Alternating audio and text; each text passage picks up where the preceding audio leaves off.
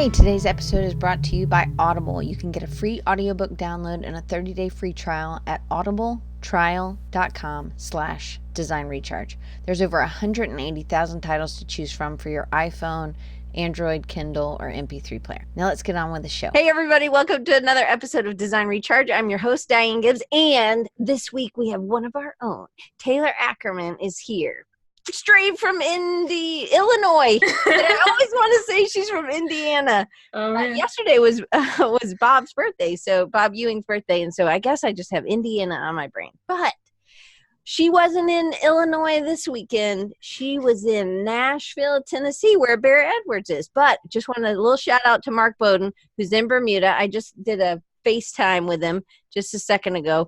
It was super windy. I could barely hear him. Beautiful, but I could see the storm coming. So being on the Gulf Coast, me and Mark when a storm comes, we're always like, oh, how are you? Are you ready for this one?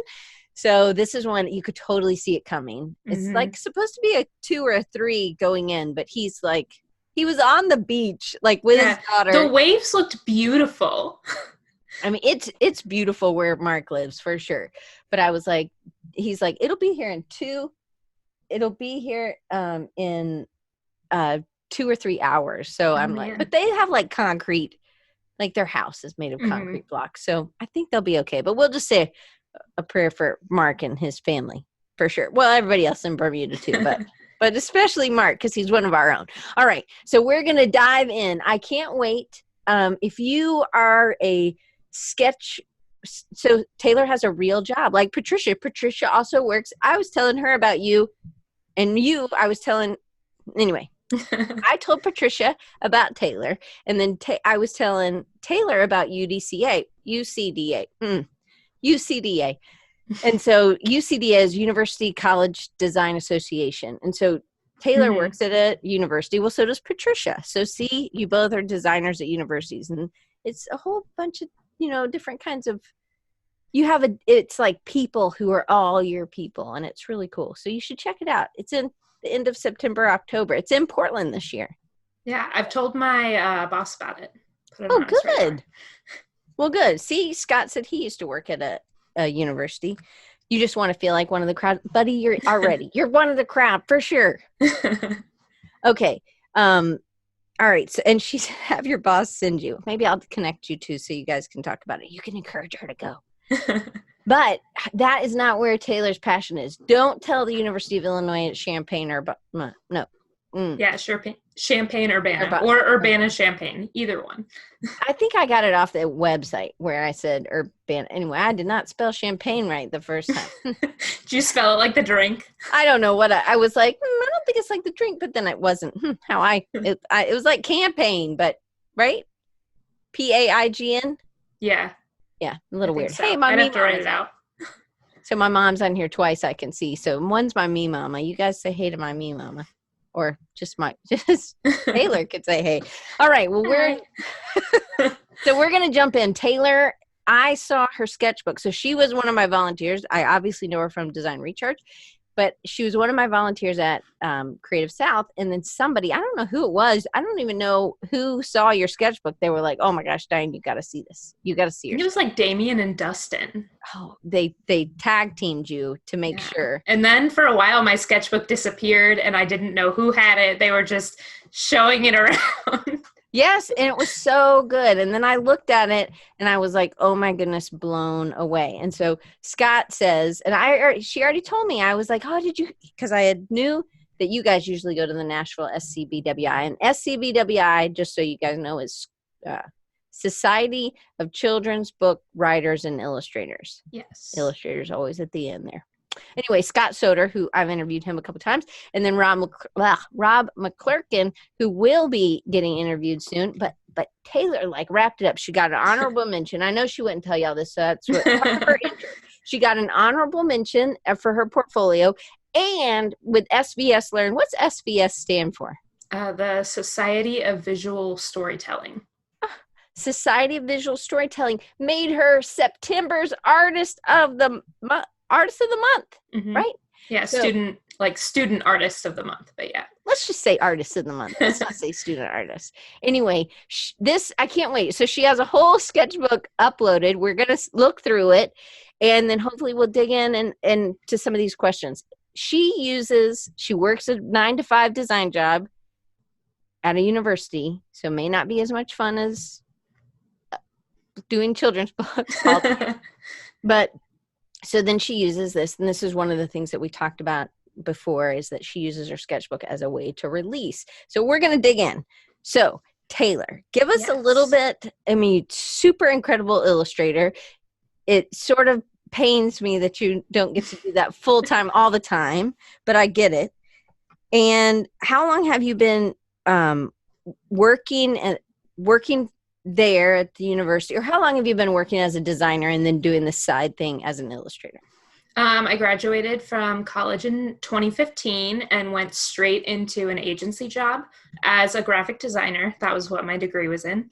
And I worked at the agency that I had already been interning at, that was in the same town as my college, for about 3 years, and then just started feeling super burnt out with like agency life, like long hours and like lots of energy put into your work. And I wasn't feeling creatively fulfilled. So I decided to switch it up. So I jumped over here to Champaign and got a job at the university, still as a designer, but it's a public university. So technically it's a government job. So there's like no overtime or very little overtime required of you. So I've had a lot more energy outside of work. I've been there for about 1.5 years now. So that's when I started drawing regularly. Oh, really? It wasn't before that? It was like just before that, but I think I was doing ceramics a lot. I did ceramics in college too. And in Peoria, ceramics were very accessible to me. There's like a studio there where you can get a membership, like rent a wheel very cheaply. So it really was spurred on by the move. I wasn't doing ceramics anymore, so I had to like find something else to channel my creative energy into. And the sketchbook is very portable. So. Yes, it is. Yeah. So we already have some questions coming in. Andre, of course, who I love, from Portugal, another amazing artist. He wants to know, what's your favorite brand for sketchbooks? Do you have a favorite brand? I don't know if I found my favorite brand yet. The one I'm using right now is a Baron Fig, and the book is very nice, but I don't like the paper. It's too thin. So I have a handbook that I'm going to use next. So I'm going to try that out. It's more like watercolory paper. Let me tell you about this Illo. ILLO. I've heard of that. It has really good thick paper. But like they also sell out the second they come back into stock. Right. You gotta like get on it. You know who else has one very similar to them is Art Snacks. They have their own brand, and I do watercolor in it. Both of them, but the Illo is much cheaper. Yeah, I'll have to check those out. Yeah, I have that on my radar. I need to like catch them when they're in stock and buy them. But I also heard a rumor that maybe they've changed their paper. So like if you have one that's like 1 year or so old, the paper's nicer than the paper that's in there now. But I don't know. Well, I buy like 4 at a time. So 4 at a time. Scott Soder says, I like the unpretentious cardboard moleskin. Whatever, those are totally pretentious, Scott. I'm a moleskin. Oh, no. I use the cardboard moleskins too sometimes. But it's a lot of the brand, right? I don't know. I guess it's got a pocket in the back. I'll grab one real fast. The Illo has a pocket in the back too. This is the cardboard moleskin. So it's like I've put an Apple sticker on mine to make it look like but how thick is that paper? It's probably close to the Baron Fig. It's thinner. But this is what I was using before I was using this Baron Fig. It does say moleskin on it. You can like barely see the little imprint in the back. Yeah, but I always think of moleskin as, I know there's a thicker moleskin, but I always feel like moleskins are kind of like, hey, Scott, no offense there, buddy.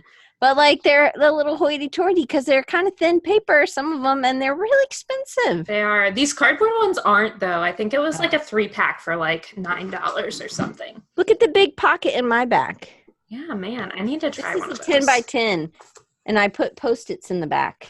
But anyway, it's got really nice, good thick paper. Yeah, Can I you gotta do hear that? I Anyway. even like messaged Baron Fig. I'm like, can you guys just like make a sketchbook with thicker paper? Because like I really love the quality of the books. And they were like, yeah, we're not gonna do that. Okay. We're gonna jump in. So you studied graphic design or you studied illustration? Graphic design.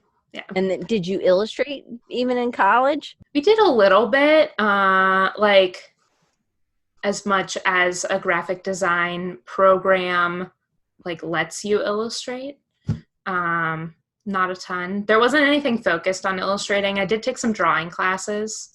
And then just basically whatever you'd incorporate into your projects. So I would incorporate a little bit of illustration into my projects when I could, but it was a pretty traditional graphic design program. From that, you go to the agency. How long did you work at the agency? About 3 years. 3, and then 1 year at the university. Mm-hmm. So then when you're at the agency, you really don't have any extra time because you're putting in so many time at the end, right? Mm-hmm. And so, or after work or whatever. And then, so you start working at the university, you're not doing ceramics. I'm just trying to paint the picture. And then, so you start, it's more portable because you've moved, you don't have access to a ceramic studio. But even on ceramics, were you drawing some things on there like you draw in your sketchbook? I wasn't decorating them a ton. I was still drawing a little bit on the side. I just wasn't drawing regularly. So I'd like sketch occasionally or like doodle something, but definitely not enough to actually see progress. When did you start drawing regularly? I'd say probably when I moved. So it was about probably the beginning of 2018, like January. I started keeping a sketchbook. You got that good? SVS Artist of the Month and SCBWI honorable mention in just less than a year? But I think like I still drew. I drew in college and took some drawing classes, so it wasn't like starting from zero. It was just like focused effort. Okay, so what does that focused effort look like? So you would get home, and how many hours a day would you spend drawing? I mean, sometimes it wasn't even after I got home. Like, it's like your lunch break at work. Like, anytime. And that's why I love the sketchbook, too, because I could take it to work with me. And it was also a break from the screen. Because I think that's why I gravitated to Sketchbook over an iPad. First of all, because I don't have an iPad. But second of all, because like the last thing I want to do sometimes when I get home from work is stare at a computer. That's like a huge hurdle to get over. So I still do a little bit. Like I finish my illustrations digitally, but if I can start them with pencil and paper, I'm much more drawn to that than jumping right back online and getting into Photoshop again. So then, okay, well, we'll have to get into because we would need to see some stuff too. Okay, but I can't read my paper without my glasses, but I realized there was a big smudge. So sorry. Okay, so what is your dream job? Working at the University of Illinois, Champaign-Urbana, or whatever you call it, Urbana, Champaign? I sadly no.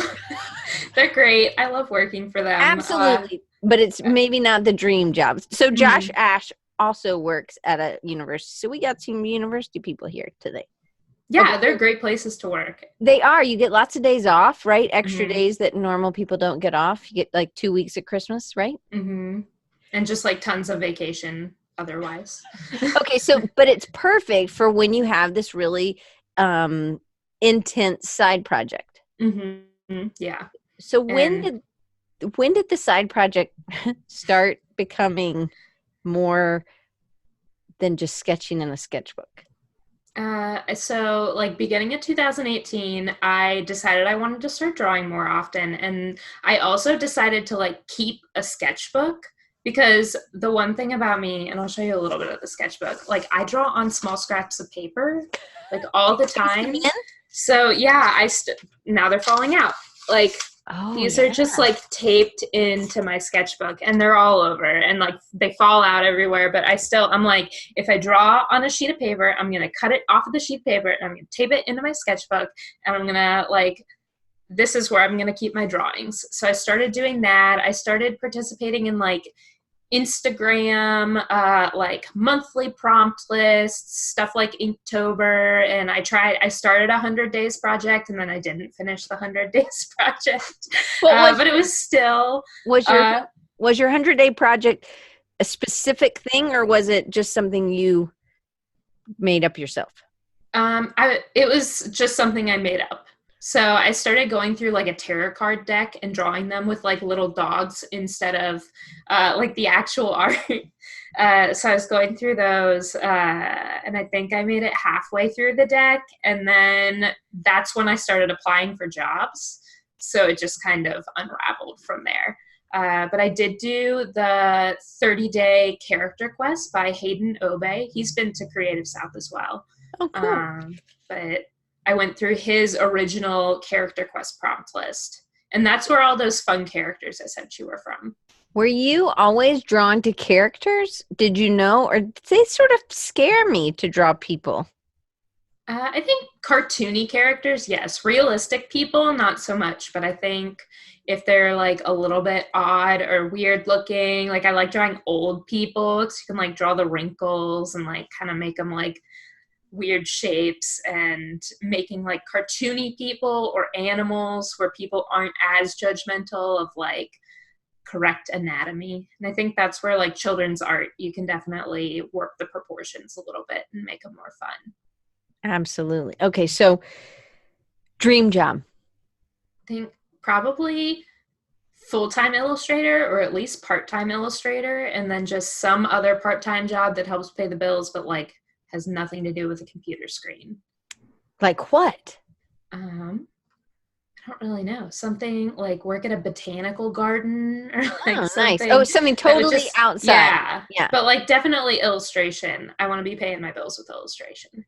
So if you could pay your bills full-time illustration, would you still do an outside job, like a botanical garden job, just to get out of the house? I might take on something like that. Yeah. Like sort of like seasonal, to get out of the house and just get you interacting with different people that you wouldn't run into on like the freelance coffee shop circuit. Yes, because those influence what you're drawing? Definitely, yeah. Okay, so Scott says you're on your way there, Taylor. Thanks. All right, so I want to see some of your stuff. So most of us also have a full-time job, me included. And while we pursue our passion or project side hustle on the side. So one of the things I asked you in our test was, do you ever incorporate, now at a university, you're talking about older people. I mean, 20-year-olds and above, not little kid things. So how have you been able, or are you ever able to incorporate some of your illustrations in some of your stuff you do at the university? Mm-hmm. I do a little bit, not a ton. And I know I was going to bring a flyer and I completely forgot it, but I can pull up a website. Okay, great. Well, let me ask you this question while you pull that up. So how much time do you think you are giving to this pursuit of children's book illustration and illustrating on a weekly basis? How many hours do you think you give it? I think probably like 10 at a minimum. Oh, so that's good. That's a lot. So yeah, and that's probably over a monthly basis, like not like 10 hours a month, but like 10 hours a week averaged over a month. So some weeks more than others. Is this on the weekend, or is this something, because I think some people are like, oh, I can't really work it during the week, but you can definitely work it on the weekend. So I think it's opposite like that for you. You're doing more during the week, maybe? Or a little bit of both. Yeah. If I have a spare day on the weekend, I'll definitely sit down and like crank out an illustration or get as far as I can. And my lunch hour on work is another favorite time to, because like you're by yourself, you eat your lunch, and then my lunch break is like 30 minutes to an hour, and there's no one there to bug you. So I'll just sit down, especially I'll take my sketchbook, I'll go outside if it's nice outside, and I'll get away from my desk, grab my pencil, and just like draw a little frog or a duck, like whatever I'm feeling, and then go back to work feeling more relaxed, which I feel like is just like a altogether better experience. So has art always been a relaxing tool for you? I think, yeah, it's been a way to just like release or like unwind. So what about So when you're I can see your screen a little bit through that photo behind you. Here I'm we go. creeping. Isn't that really? Okay. Can you see that now? Yes. Did you make that illustration? I did. Wow, yeah, that's so then awesome. All these little spot illustrations. This is when I was at the agency. It was a little bit easier to incorporate illustration into the agency because we had different kinds of clients. But all these like little spot illustrations on here too. Those are great. You could totally do that at a university. Those are older people. They're not little kids. Yeah, but I think we're trying to talk to college students, so it's got to be like super trendy. Yeah, that's true. I love the perspective of the one right underneath. Yes, that one. Oh, yeah, this one. Yeah, they were fun. They are. I drew a toilet someplace. I forget where they put it. That's trash. Trash. I don't know where the toilet went, but I did. I drew a toilet. It's a website about the sewer. Oh. Yeah. That's awesome. And how far is Peoria from you? Right now? From Champaign, it's an hour and a half.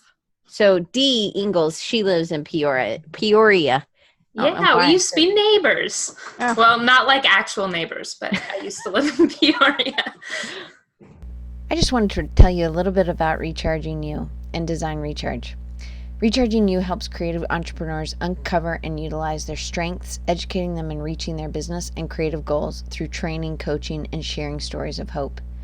You can join us live each week and become part of this Design Recharge family by subscribing, and you get the link to come to this live recording. You can sign up at rechargingyou.com. I guess I just feel like when you're working a full-time job, sometimes it is totally, you don't want to go back to a screen. So, but it still, to me, is a little intimidating to be in a sketchbook and try. So I think some people need kind of like baby steps in. So one of your baby steps in was the Hayden Obey, his character challenge. Had you ever done characters before that? I mean, I had like drawn the little dog, and like obviously when you're drawing, you'll draw an animal or like a person. You want to draw something and I think I did gravitate toward drawing animals a lot, but I hadn't sat down like I'm gonna imagine characters.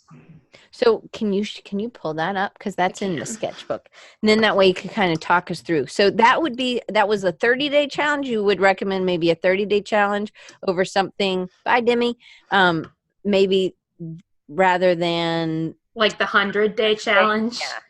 Yeah, definitely. Or even like Instagram does a lot of like week things too. Like there's childhood week and folktale week, and if you're into week, if you're into something, look at it on Instagram, and there's probably like a week for it. How do you find those? Through hashtags that people I follow are using, and then I'm like, oh, I missed this year, but maybe next year. And then there's a group of illustrators who have gotten really good about saying like, they'll post something like, I'm joining hashtag whatever week it is. So that's how I found Folktale Week, is a bunch of illustrators I was following were posting this image that said, I'm joining Folktale Week 2018. And I'm like, oh, that's something I'm interested in. So awesome. I looked it up, and yeah, they do that. And they're doing, what's it called? Portfolio Club. I think that's their newest one. And they just pick like some sort of subject every month now. So that's also a good one. If you find a group that's putting out like a monthly challenge where you're just working on one thing for the entire month, but it's still a little bit less pressure than committing to 100 days of something, particularly if you have a full-time job. Yeah, for sure. All right. So Andre says, love the little kid. There's the big monthly challenge in October, obviously Inktober. Have you done Inktober? I did Inktober last year. I don't know if I'm going to do it this year, but it was a lot of fun and definitely got me drawing every day. But I'm going on vacation for it's cutting into the first week of October, and then I've got another portfolio showcase. I think it's on November 1st. If not, it's the first week of November. So I think I might not do Inktober this year, just because I want to concentrate on those things a little bit more. All right. So goal-wise, you started doing this, and then when did you realize that, hey, maybe I could do children's books? I started drawing every day, and then I'm like, I want to get better at drawing. I took a couple of classes through Skillshare, and I'm like, I wonder what else is out there that I could utilize as someone who works full time. It doesn't have a ton of money. And I discovered svslearn.com. So I started taking classes on there, and they're more focused towards illustration. And I just found myself really gelling with like the things that they were posting on their forums and the things that they were teaching in their classes. And that's when I really started getting more into like specifically children's illustration. So are you saying the 10 hours is also, wait, can you not go so fast? Oh yeah. Go back. Go back. Yeah, that cat. I got to talk about there's a little cat. And that robot thing I love.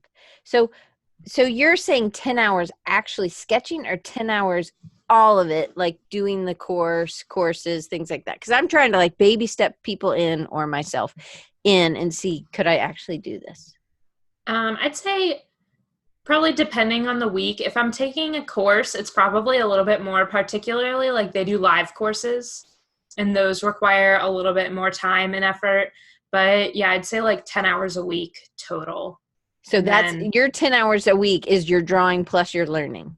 And your research. Okay. Yeah. So. And it's all kind of wrapped into one right now because I'm not doing like freelance work right now. I'm hoping to get into freelance work, but pretty much everything I'm doing is like me trying to push myself. I'm not just going out there like, you know what, I really like drawing cats. I'm going to draw 1 million cats and like not be pushing myself. Like I'm going to try to use weird colors on my cats, or I'm going to try to like use better value on the cats. So I think like even this, I was pushing myself to draw characters, but you can see as you go through that the characters get more complex. Mm-hmm.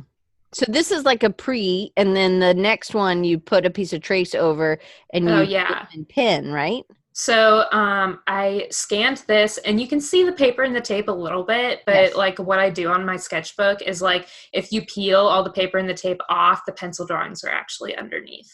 Oh, nice. So I'll like sketch the character in pencil in my sketchbook over my lunch break, and then I'll just go home and put a piece of tracing paper over it and ink it. And then that's what I'll scan in to do the colors. So what about like that fish? I think the fish is a fish, right? Yeah. So how, like, do you look at an actual fish? Yeah, I was looking at pictures of like catfish or koi fish for that one. The prompt was like a reverse mermaid. So it's like a mermaid with like the tail end of a man and the head of a fish. Oh, nice. Okay. And I made him into a supervillain. He looks like a villain. Yeah. I totally see that. So, okay. So some of these prompts are really helpful. Do you think you've always been good at conceptualizing? I think. Look at that monster. Yeah. The one-eyed guy. With the laundry. Yeah. Or that guy. Yeah, the giant frog. Too. Oh, he's a frog. He's like a frog dragon monster, dude. The helicopter's super cute too. Thanks. So the prompts help you, or? I think having a prompt and having a deadline has definitely helped keep me motivated. So that's where like I find benefit from having like some sort of challenge to be following along with is like when I get home from work, I've already put in my work. I'm not making any money from drawing these characters. And without like me knowing that I'm posting one a day, or me knowing that I need to get this piece done by the end of the month, I lose a little bit of motivation to do it. Whereas I feel like if I know I have a deadline, I'm like on the line, even though if I don't post something today, like it's not like anyone's going to notice. But having a deadline and having a group of people to encourage me too. So like there were more people doing the character challenge or like the monthly challenges that I participate in. There's like a group of people that are doing it, and you post your work in progress and they're working on theirs alongside you. And like you use the hashtag and they're like, yeah, great job. Look at where I am. And you get some like camaraderie that you miss. That's like, it was definitely there in school because you've got your classmates all working on the same project together and learning from each other. So I think participating in a monthly challenge like that and finding one where people are like supportive and actively posting and helping each other has definitely been a huge motivation for me. So then simplifying, because this seems like a hard part of being an illustrator is not going too detailed and then starting simple or exaggerating features. So is this something that maybe you're learning in one of the SVS Learn classes, or is this something you're just learning by looking? Yeah, I think a lot of looking at stuff on Instagram that I like and analyzing it. There's a magazine called Character Design Quarterly that I subscribe to, and they're really good at like breaking that stuff down. I think one of the pages I sent you had those like tiny little silhouettes of like different body shapes. And they had like a piece of advice like you don't want your character to be a ladder. Like you don't want their head portion, the torso portion, and the legs portion to all be equal in size.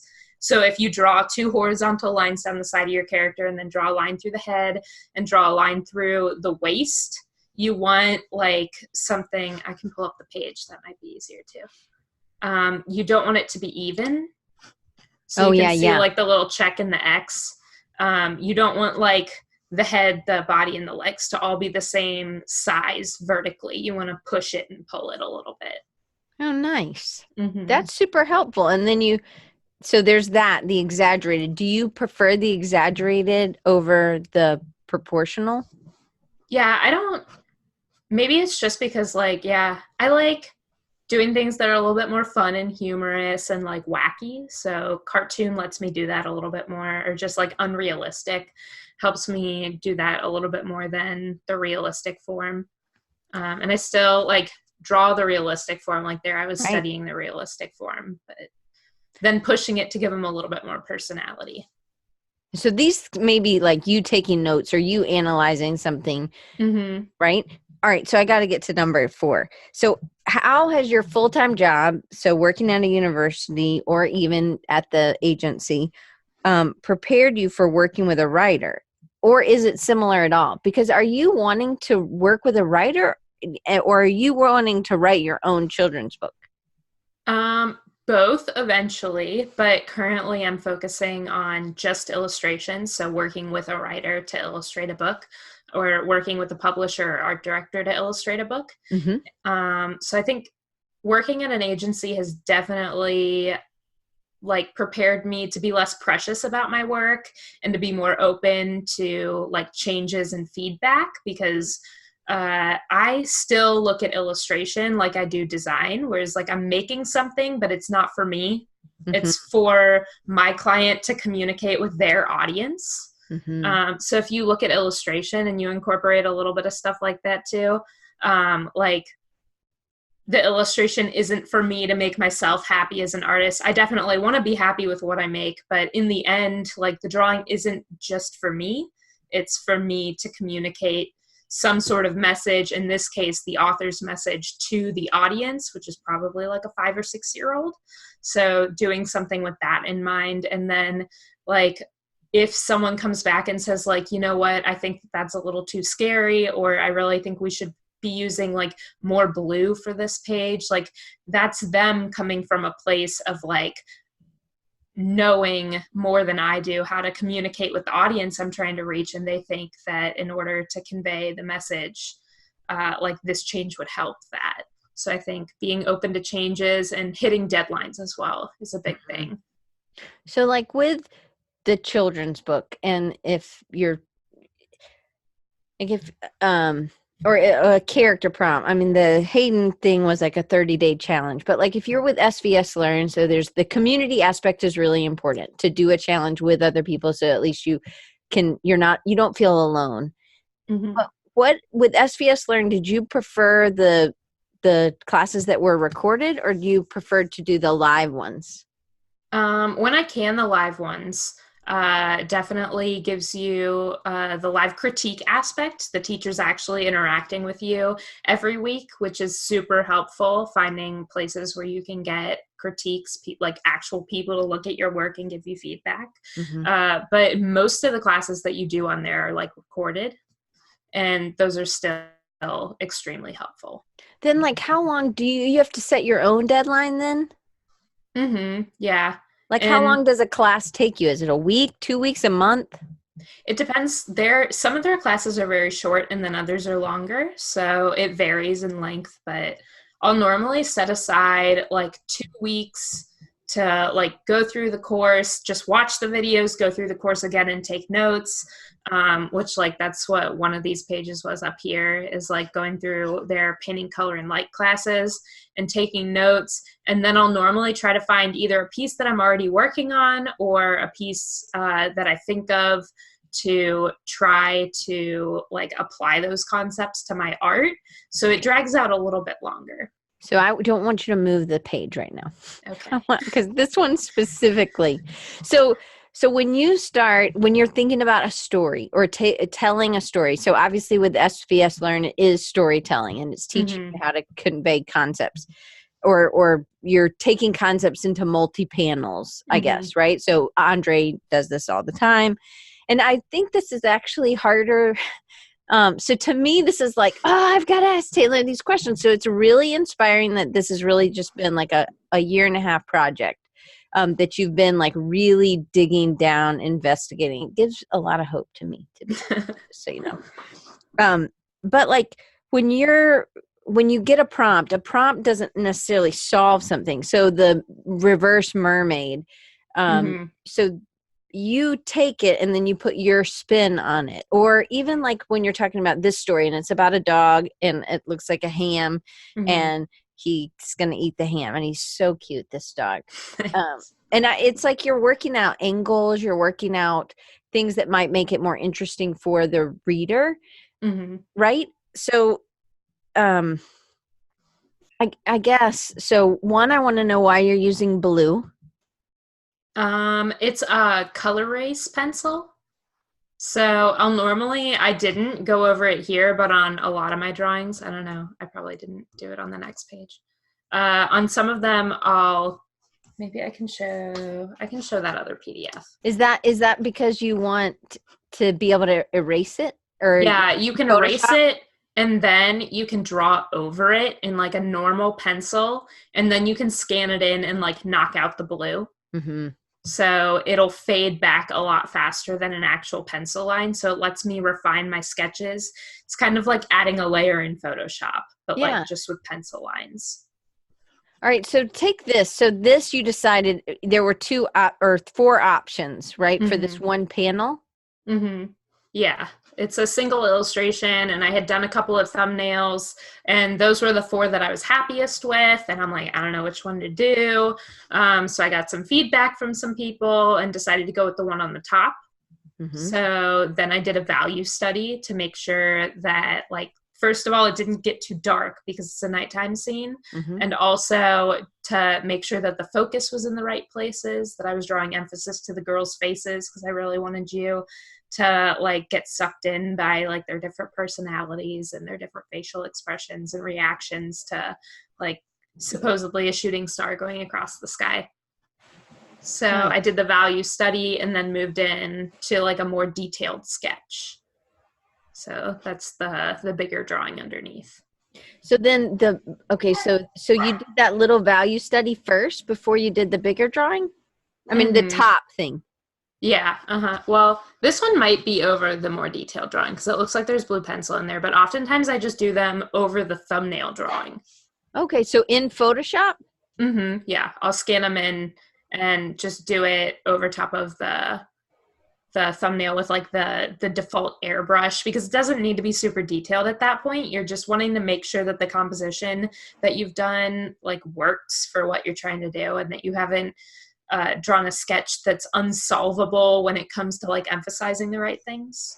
This seems like you're picking your light source, and then it's also a really good way for you could paint in a gray, and then you could pick a light source and then kind of hit these things, and then you know where the light's gonna hit these characters, and you know what parts to put in shadow. Yeah. Is that how you're using that, or do you put in your own more detailed shadows?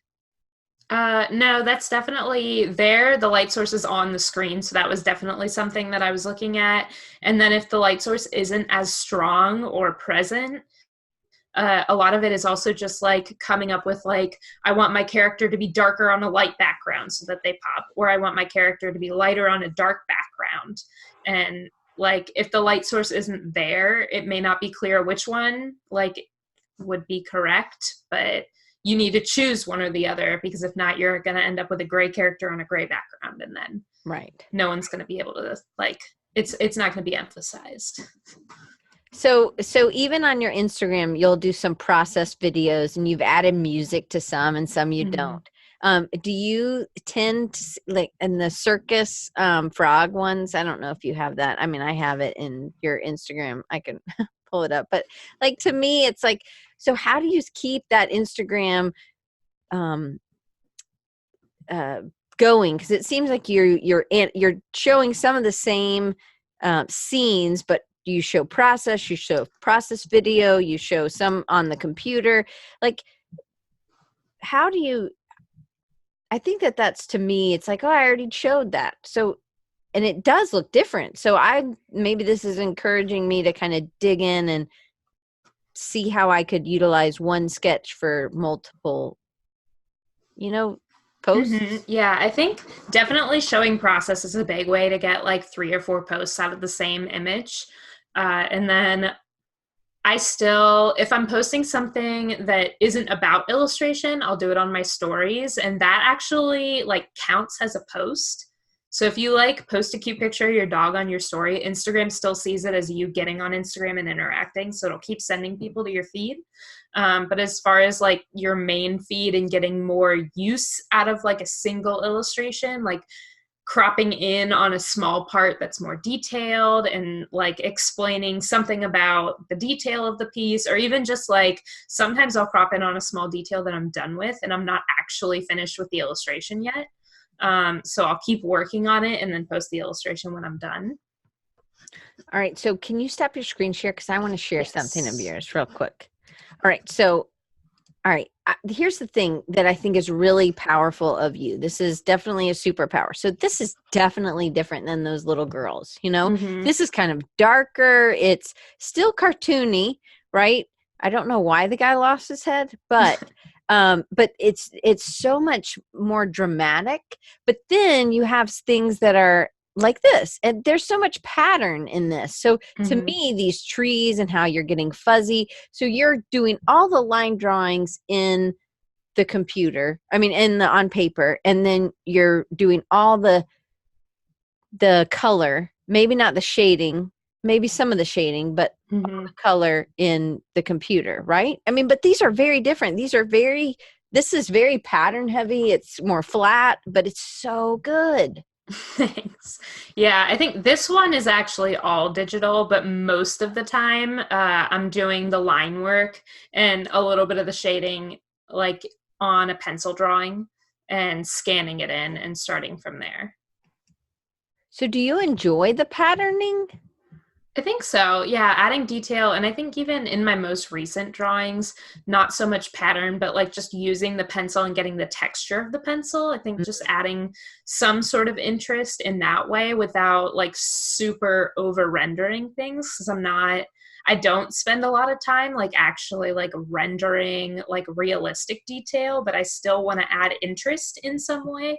So there's like the pattern of the tree bark on the trees, and then even just like the way I've used shading or line to add interest to certain areas. Well, like this one, I love this one. I love that, like what's going on in this lady's, her beard and whatnot. I love this one. And then you showed it in color, and then you're really getting the dark up front, and it really is. Oops, that's not what I wanted to do. Oh, boogers. It's like I've never used Instagram before, but it's like so one of the things I struggle with is shading. So it's like, where's going to be darker? So from this sketch, I really didn't know what you were going to do, color wise. So it's a lot lighter here than it is up front. So how do you make some of those choices? And then, this looks like colored pencil. I know you didn't do it. Yeah, it's pencil, and then I use a mask. So it's like a color fill layer in Photoshop that has a mask of my pencil lines on it. Oh, nice. So yeah, I can actually go in and change those pencil lines to whatever color I want, which is really like a little Photoshop trick, but yeah, it's really fun. But in my pencil drawings, a lot of times I'm not thinking about like color and value just yet. Like in the final pencil drawing, I'm thinking more about where I want to add texture, because I can always change the value of those pencil lines later. So if you look at that piece, or even like my piece of like the frog on the log, I've knocked the pencil lines in the background back a lot. Like they're not dark at all. They're like a very light blue or green, or I think in the other frog piece, they're like more of like a yellowy color. Yeah. So like those trees in the background, I don't know if I have that drawing in front of me, but like they're actually the same value as the leaves in the foreground, but in Photoshop, I've knocked them back. But like these colors are just so beautiful. And this is a little different from the sketch, because I think the sketch is his eyes are different. I changed his eyes. I see it underneath. Right?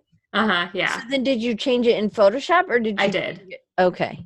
Yeah, I didn't like the way his eyes were working in Photoshop, so I just erased them and colored over them with a pencil brush. And then you can still get a lot of the pencil texture with Photoshop pencil brushes, so making little adjustments like that once I've scanned it in is easy enough, and it blends in. But I think the real pencil gives me a slightly different texture that I can't quite achieve with Photoshop pencil brushes. Right. And this is, you're using a blue line underneath, right? Because I see a little bit. Mm-hmm. Yeah, you can see there's like a ghost of a drawing that I'm drawing on top of, and that's the color erase pencil. And then I go through it with a kneaded eraser, and I draw the color erase pencil, and then I erase it. So it's like a very faint line, and then I go in with actual pencils and draw over it. Did you look at a real frog? I looked at frogs for reference, and the heron in the background. And then also like how other illustrators abstract frogs and how other illustrators abstract foliage. I spent a lot of time looking at those as well. That's awesome. I love this one too. All right, I'm going to stop share real quick. All right, so, okay, so like today, you'll sketch at lunch maybe, or you already had lunch, or maybe you didn't sketch at lunch today. But you sketch at lunch, so you're using opportunities, because this is the question is, when do you sketch? Whenever I have a spare minute. So even if you were at the doctor's office, you would sketch while you're waiting? I have a ton of sketchbook pages from like airports. It's like if my flight gets delayed, it's like, cool, I'll just sketch the people waiting at the airport with me. But yeah, any opportunity. Okay, so the next step, this is Andre's already jumping the gun, but I totally want to ask this. He should just be on here asking you. So as he said, have you been sending your work to editors? It seems ready for books to me. I have. Where are my postcards? I had those. So then how do you do that? So that's Scott Soder. He uses postcards as well. So you're sending it to publishers. How do you not get lost? Publishers love postcards. These are my postcards. Oh, nice. Yeah. So turn them over. Let's see the backside. I covered up my personal information so people can't find my addresses. Okay, good. That's nice. Yeah. So those are my first. I sent out this frog one already, and then I'm planning on sending out these girls in about a month or two, probably. So like a quarterly? Every couple months. And people in publishing love postcards, first of all, because your work is going to be printed if you're a children's book illustrator, but also because it's different than an email, and their email inboxes are like completely full. Not saying you shouldn't send emails. Definitely still send emails, particularly if they're like asking for submissions or you have someone's email, send them an email with a link to your portfolio. But postcards, it's like they have to pick it up and decide to either throw it away or keep it, and they're going to look at your art. So like they don't have to open the email. You can delete an email without opening it. You can't get rid of a postcard without at least looking at it. So that, and like going places and meeting people whenever you can. So I'm 3 hours away from Chicago. So I'll go up to Chicago whenever I can for SCBWI events. I just went to Nashville for an SCBWI event. And then just like participating in things online where you'll like get seen as well. If there's things on Twitter, lots of people in publishing are on Twitter, or things on Instagram, participating in those. I think Scott needs some love. You're very good, Scott. He says, I'm the king of an art director's recycle bin. Oh, buddy. Scott. If you're there, I'm never even going to get in. Taylor, we barely even got started, and I just looked at the time. So Andre had another question, which I think is a really good one. So why Studio Long instead of your name? I share a name with a past Miss Teen Wisconsin who's now a celebrity dance instructor. So I couldn't get myname.com, and then trying to add illustration or art or something to the end of my name, and the weird spelling of my name and people not knowing how to spell it or say it was just a little bit complicated. So when I was designing, I was Long Dog Design, and then when I started doing illustration, I didn't want to use that name anymore because I didn't want design in my name, but I still had some people who recognized that dog icon. So I kept that, and I changed it to Studio Long, and I just kept adding O's until I could get all my handles and my domain name exactly the same. So that's how that happened. So it's 3, right? Or wait, how many O's is it? It's 3. Yeah, okay. 3 O's. So, and you have a dachshund? I have 2. Yes. Yeah. Not just 1, people 2. So, do you remember that, thing they used to have at PetSmart, and it was a long dog, and it had a squeaky in the top and in the so that's what we called it. No, but I just was oh, go get Long Dog, and we would tell the dog to go do that, and he knew which one it was, and he liked that one. So when you said Long Dog, it made me think about Buddy. All right, so we're going to go rapid fire here. We'll have to do a part 2 because clearly we're not going to get to some of these. So one of the things I do want to talk about in these last 6 minutes is you work as a team when you're working with an illustrator. You work as a team at work, and you have clients, you have your art director, you have the writers, or the people who are doing the marketing stuff. So this is really a team sport, is illustrating for children's books. For your illustration work, where do you go, or who do you talk to in order to get feedback? So because it seems like when you're doing a class online, you might have some feedback from some of the other students, but where else would somebody, if it was like me and I'm trying, obviously SCBWI is a great place, but definitely, where could somebody go if there wasn't a chapter near them or whatever? Yeah, getting involved. I know they do have chapters all over. So if you're interested in kids' books, definitely look and see if there's a chapter near you. But I go to svs.com. They have a forum, and you can get involved online and interact with people on the forums there. If you're interested in some other kind of illustration or design, there's probably a similar forum, but that's the one I go to. And then most recently, I started critiquing with Giuseppe from the illustration department. He used to be an art director in children's publishing, and he'll do portfolio reviews and critiques and longer extended mentorships and workshops. And I found that extremely helpful too, to fill the gaps where SVS doesn't have. So he will look at your work and give you personal feedback whenever you want, but doesn't have as many recorded classes. And SVS has tons of recorded classes, but less opportunities for you to put your work in front of somebody in the industry. So who's that guy? Giuseppe, I don't know how to pronounce his last name. Castellano. Okay. But where do you find him? Online? Yeah, he's at the illustration DEPT. DEPT. Oh, department, the illustration department. Oh, nice. I like the name Giuseppe. Yeah. Yeah, he's great. And okay. I think, Scott and Rob know him and have critiqued with him as well. Is that something you pay for the critique? They're very affordable, though. I think, I definitely get way more value than I feel like he's charging for. I don't know what they're talking about over there in the chat, but something I just read, $120,000? Is that right, Andre? 12. I'm like, let's all apply. So there's some, the Bologna Book Fair contest. Have you seen this? Taylor? I think SCBWI is somehow involved in that. Yeah, it's like the Bologna Children's Book Fair. It's like the biggest international children's book conference. Huh. I have not been there. But Andre probably has. You and Andre need to talk. So Andre, I'm writing it down, and Taylor. And then also Patricia and Taylor. And anybody else, just email me. I'll be her rep for the day. Okay, so how do you recharge? We're just going to go through the quickies. Definitely drawing in my sketchbook and getting away from the computer, going on hikes, taking my dogs to the park. I'm about to go to the mountains for a week. That's going to be like a huge recharge. And you'll draw there? Yeah, I'll bring my sketchbook. I'm not going to bring my computer, but I'll bring my sketchbook. Will you bring your dogs? No, they're staying here. Oh, they don't get to go on vacation? No, it's bear country, and they're very small, so they might be better off on the couch. Right. Okay, so then what advice would you give your younger self?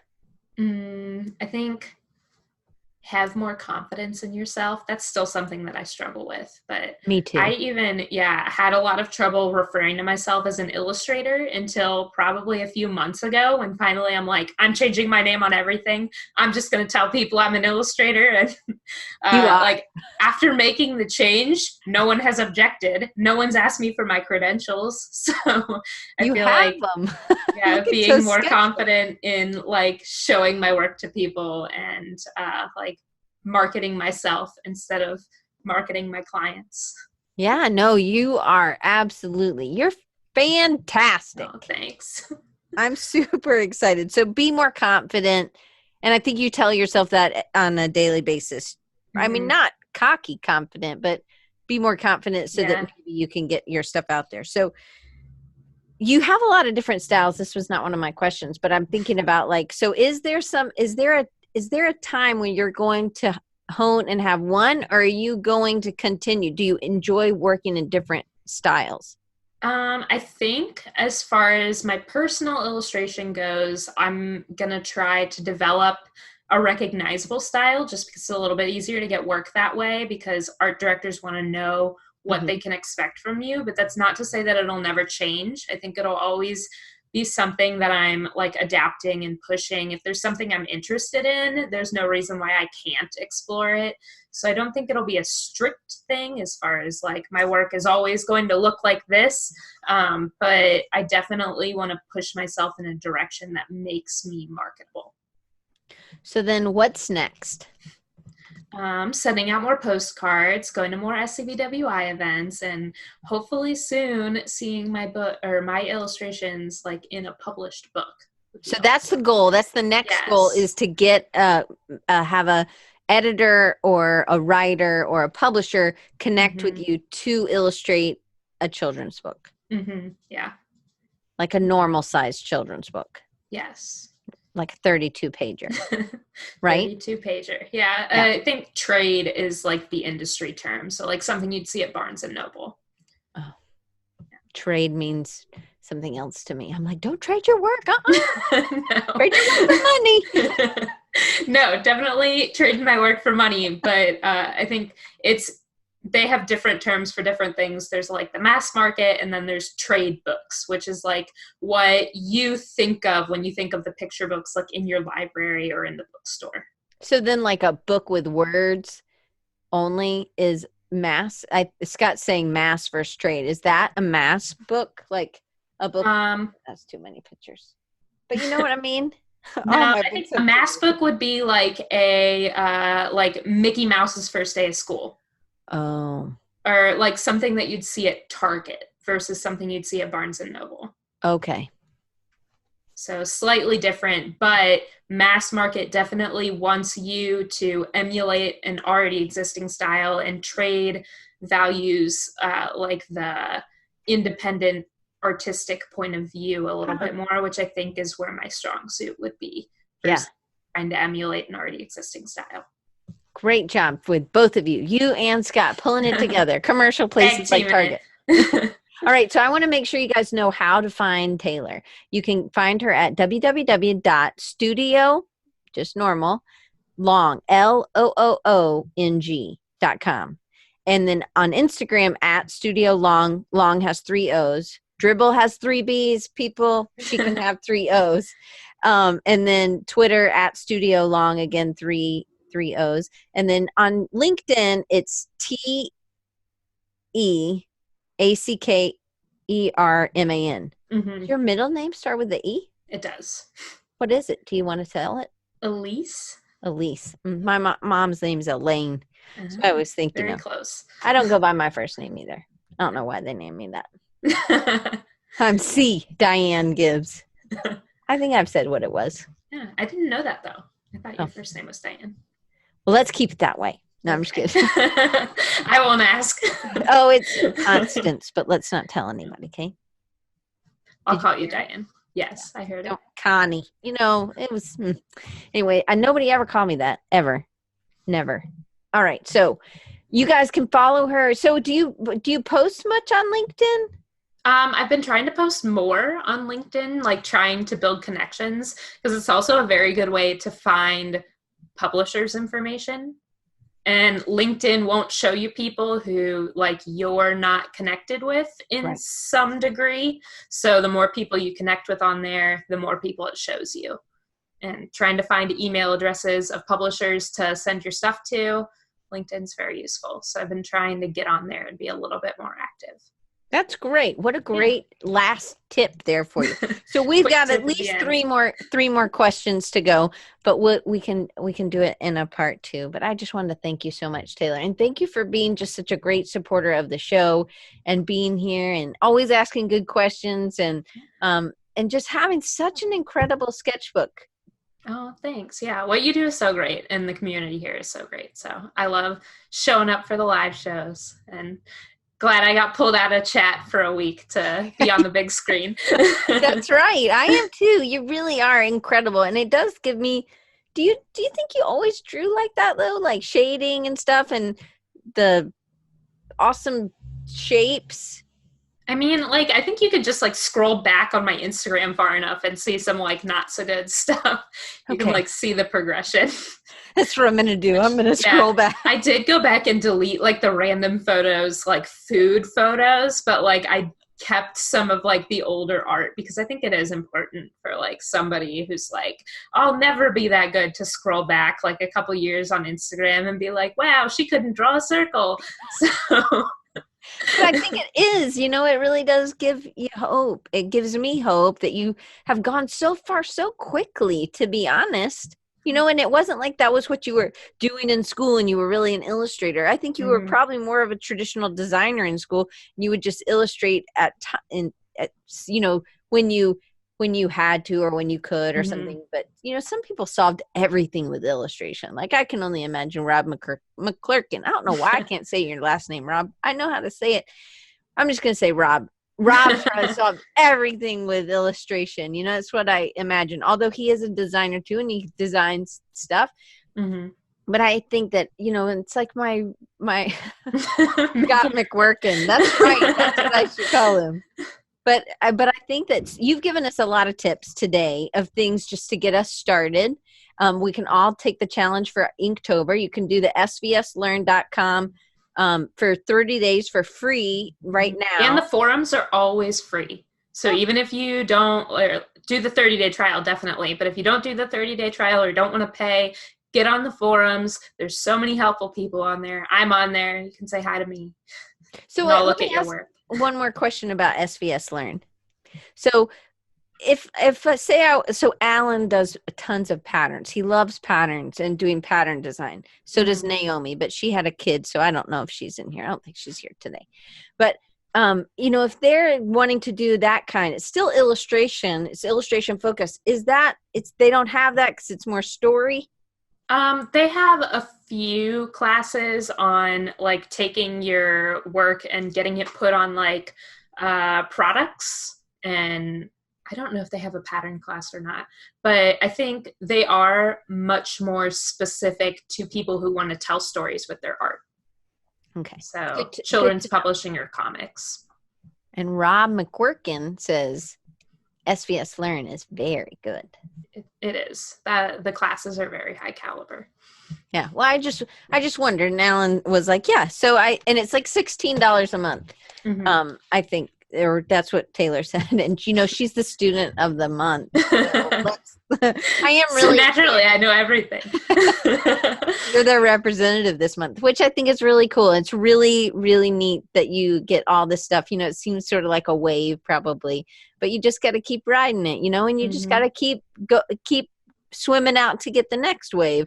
I think sometimes it can get very, when you aren't hitting or you don't have a client or it's like just to keep going. What's been a motivator for you to keep you going? I think definitely the prompts and like having people holding me accountable, and then like setting goals for myself. I like 2 years ago when I said I was going to draw every day and start keeping a sketchbook, I started being more intentional about my goal keeping as well.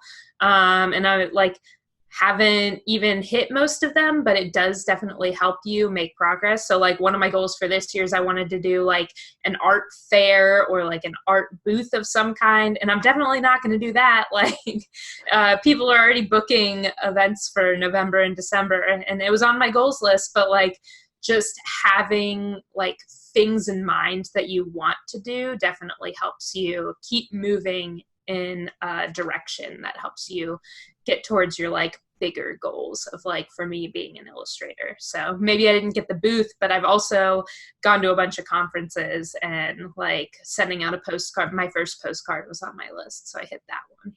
And you got a free, because she was the volunteer of the year at was. Sound. She totally rocked it, and she got a free ticket and a book. I did. I got a book as well. She got to pick. She was the first book picker.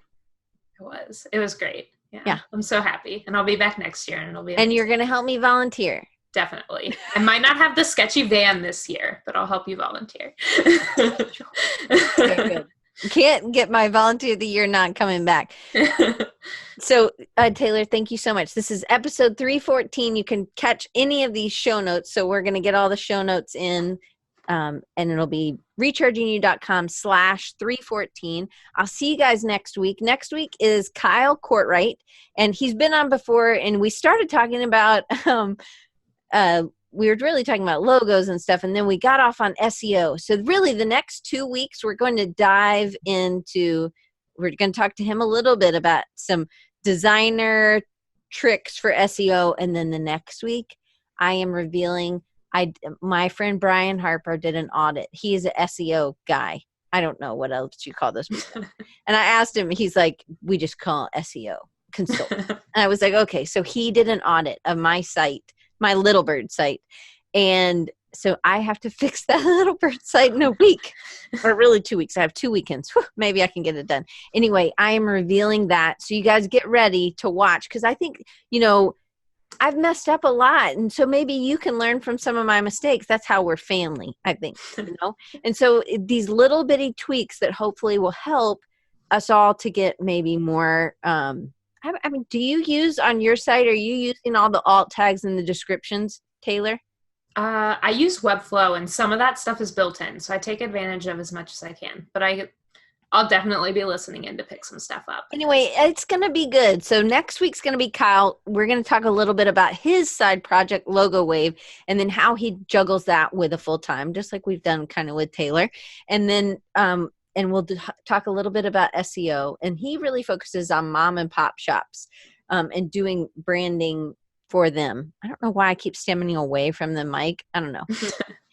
And then the next week is Brian Harper, where I do the reveal of how I suck at doing the SEO. But that's why you should hire a professional like Brian, because, it's like $750 a month. So he was like, you really, if somebody knows what they're doing, that's what it costs. And that's like a good rate, $657. I was like, man, that's a lot of money. Yeah. But this is for organic SEO, and he knows what he's doing. He's been doing it since 1999. Anyway, he's the week after. I know I'm really rushing ahead. But Taylor, thank you so much. I'm so glad. Man, you brought the crew, and they have all stayed. So thank you. Yeah, no problem. Thanks so much for having me on and looking through my work. It works awesome. I think probably people want to see the whole PDF. Well, we should put a link to that. You can put a link to the file. I think it's in my public Dropbox. So okay. Well, I'll put it on my site, and then it'll be there, and they can download it if they want. Good deal. Okay. All right. We'll see you guys next week. Hey, thanks so much for watching or listening. Please, I would love it if you give us a review or share this with your friends. One of the best ways to support the channel and the podcast is to leave a review on iTunes or Google Play or wherever you get your podcast. You can subscribe to the channel, the YouTube channel, or the SoundCloud channel, and leave a comment on an episode. And of course, share it with your friends. You can also become a patron, support the channel and the podcast for even just $1 a month. Each level of support has extra benefits and rewards that are delivered to patrons only. And you can do that at patreon.com/Diane Gibbs. And my favorite way to build websites is with the Elementor plugin, making almost any theme invincible. WordPress theme. This plugin has changed the way that I've been able to design websites, as well as changed the speed at which I can get them done. You can use this affiliate link to purchase the plan that's right for you, which is down below. And it's bit.ly/D R and then Elementor. And of course, Audible. Audible has changed my business and my life. I listen to more books than I physically read nowadays. I have the gold membership and I get a new credit each month for less than $15. That's less than the price of a book that I'm purchasing. I have been a member since 2010 and I love it. And I don't just listen to business books. I also listen, there's fiction in there as well. It's great for car trips, but I commute 30 minutes, so I think that it's great for that. With this link, you can receive a 30-day free trial and a credit for a free audiobook at audibletrial.com/designrecharge. And these are affiliate links, so I get a little piece of the pie. Make sure you watch or join or tune in live next week, and it's on Wednesday at 2:30 Eastern Time, 11:30 Pacific. Hey guys, if you enjoy this piece of content, you want to make sure you don't miss future episodes with amazing guests that have really profound philosophical things to say by your very generous host, Diane. Make sure you click that bell notification. I don't know where it is. Click on that so that you don't miss a single episode. See you next week.